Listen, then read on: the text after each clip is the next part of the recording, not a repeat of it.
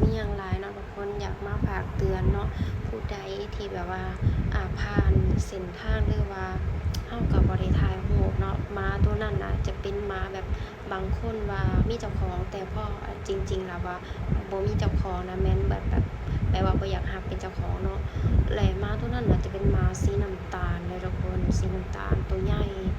มักอยู่บางทีก็ไปนอนอยู่ในหน้า CJ ของตลาดลำอีหลวเนาะมื้อนี้เฮาก็ย่างเพราะว่าปกติทุกๆมื้อเฮาก่อนสิไปเฮ็ดงานเฮาก็ย่างผ่านทางที่มันเป็นซอย CJ เนาะข้างๆพอมาถึงเนาะมันจะเป็นบ้านพักบ้านหนึ่งข้างซ้ายมือจะเป็นบ้านพักลมเย็นบ่หรืออีหยังสักอย่างนี่แหละเฮาก็มันก็นอนอยู่เนาะทีแรกเฮาก็นึกว่าเฮาสิผ่านเนาะปกติก็อันนั้นอยู่โดนๆจะเห็นเทื่อแหละเคยเห็นแต่แบบมันกัดคนอื่นแม่บ่ฮู้ว่ามันจะกัดเฮาบ่นี่แล้วเฮาก็ย่างเฮาก็บ่ได้อิหยังเด้ย่างคอยย่างแล้วที่แรกใส่แมสเนาะก็นึกว่าถ้าเฮาถอดแมสนิดนึงนี่ก็แบบ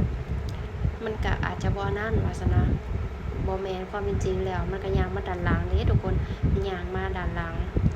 โอ้ยบ่ได้รอซ่าจ้างับโลดงับขาไปเลยงับแล้วก็ไปเด้เทื่อเดียวโอ้ยตอนนั้นน่ะถามว่าเฮาก็นึกว่าเฮาสิบ่เป็นหยังดอกว่านี่แหละแบบคือแบบ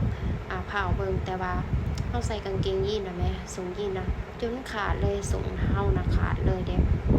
แล้วพอบัดสักพักกำลังสิไปนั่งยังสิไปเฮ็ดงานต่อได้วันนี้น่ะแล้วก็มันเริ่มบวมแห้งแม่ก็เลยแบบน้องแล้วก็แฟนเฮาก็เลยแบบให้ไปหาหมอไปฉีดยากัน